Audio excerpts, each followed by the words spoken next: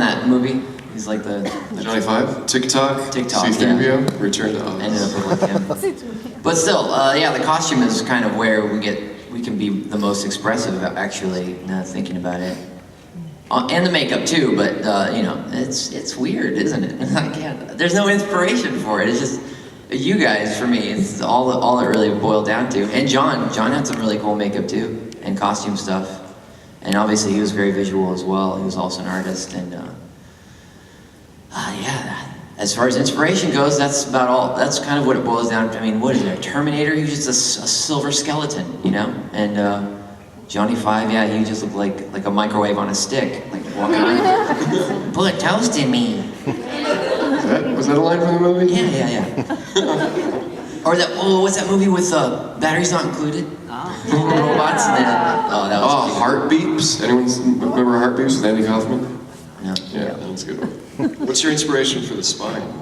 Well, I don't think, when we were doing the robots, when we started doing the characters, we weren't really talking much. We were doing a lot of the movement and just using that as the showcase. Like, we came out of mime and stuff, so it was a lot more focused on just how we looked as robots rather than the characters. And so the characters kind of came from, I mean, we had an improv group going on and stuff, and it was easy to be wacky and stuff too. But I think, is it safe to say that the spine and Rabbit started out pretty similar in the beginning? Like, Spine was pretty wacky originally. Yeah, it kind of toned down. It kind of took got really serious. The straight man. Like, there's always, in like comedy things, there's always like a goofy one and then the one that sets up the jokes. That's not really what Spine does, but it's kind of the guy who's, it's not like a father figure. It's more like, oh boy, I'm stuck with these idiots. Kind of, and like, what am I gonna do? I mean, that's like in every classic comedy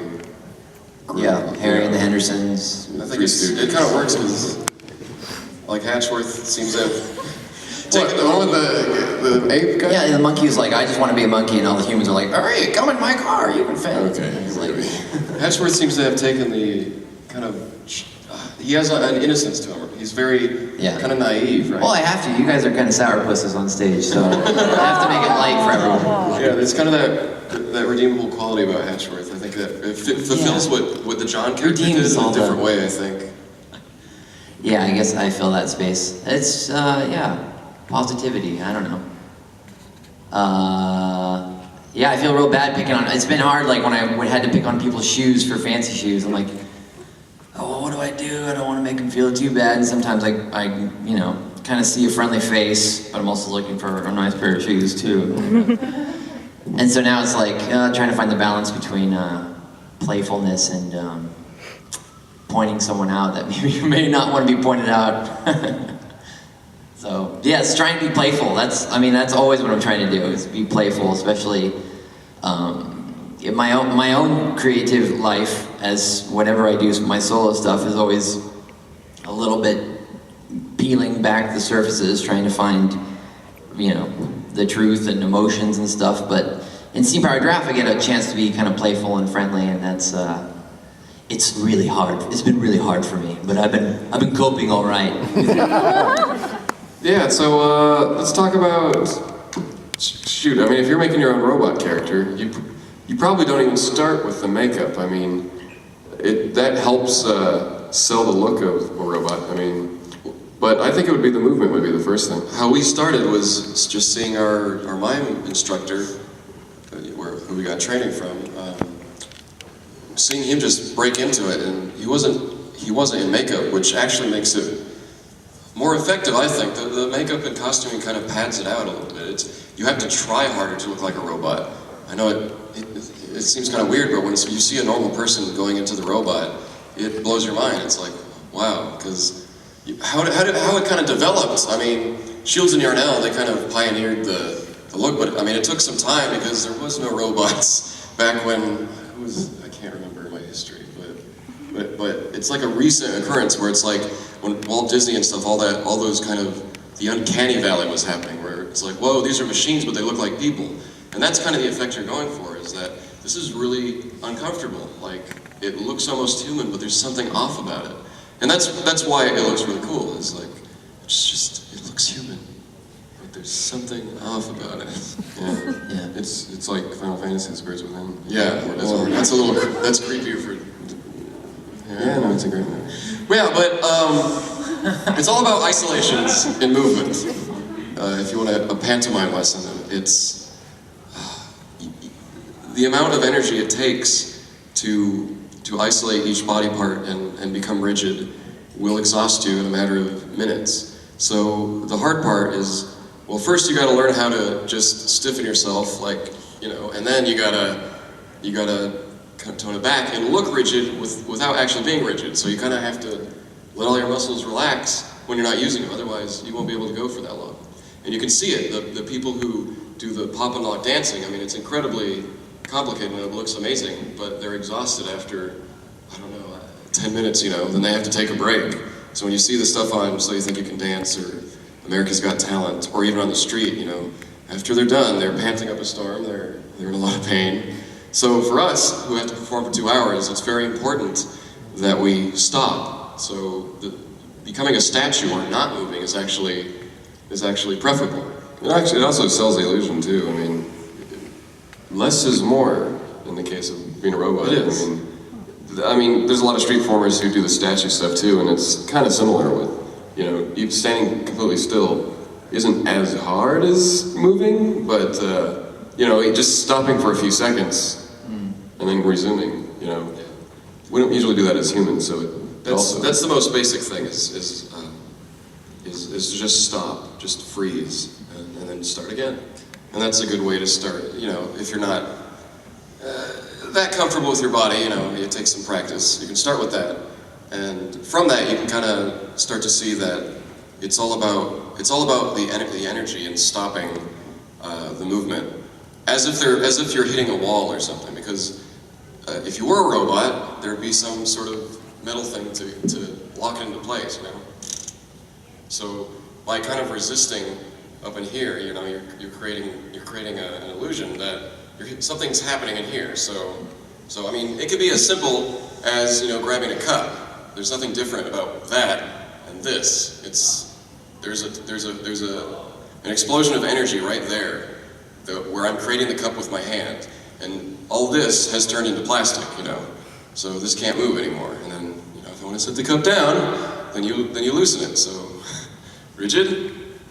Loose. Not that anyone puts down a cup like that, makes your money back, but... So yeah, I do that all the time, where I think when I pick up the book sometimes, or, you know, I'll forget, and then oops, where'd it go? That's the hard part. If you're doing pantomime illusions, is to actually see what you're doing. And I think it definitely, it's the same if you're popping and locking. As soon as you forget and you kind of loosen up, you know, you kill the illusion. And we do that a lot, but hopefully we go back into the robot fast enough that we're not being judged as much. But it's pretty hard to take body inventory of every tiny little nuance that you have to do. So well, especially when you're playing an instrument too. There's only so much you can. yeah. Well, I think that's why we do, well, us in particular, we do everything, we try to do as much as we can to distract maybe from one thing or another. It's like, oh no, let's make a joke and distract from my slouching. Well, anytime we can also put down the instruments, you know, have a bit or something, Yeah. and focus a little more on the robot. That was definitely something that we had to figure out during like our run at Balboa Park and stuff, because we knew a lot of like the techniques of how to go to be a robot, but when you're trying to add all this other extra crap to the show, like it adds up, and there's no book on how to do it. Like, you're just gonna gotta pace yourself. We keep saying that it was a terrible idea, and that's why no one has done it before. It's not smart. You're exhausted by it. And definitely, the early days, our songs were a lot slower and harder to get through. Would you agree? Yeah, I mean, for one thing, I mean, performing on the street and performing in concert is just a completely different beast. So, you know, when you're on the street, you have 6 hours of performing, and you're just out there with trying to get people to stop and watch you. So, you know, we can make Clockwork Vaudeville or Honeybee go on for a longer amount of time than people that are actually actively sitting and watching. Yeah, we did a lot more. We were very exhausted during those early years. And now we're old and... We're starting to feel it. I think for me, the back is starting to really give out.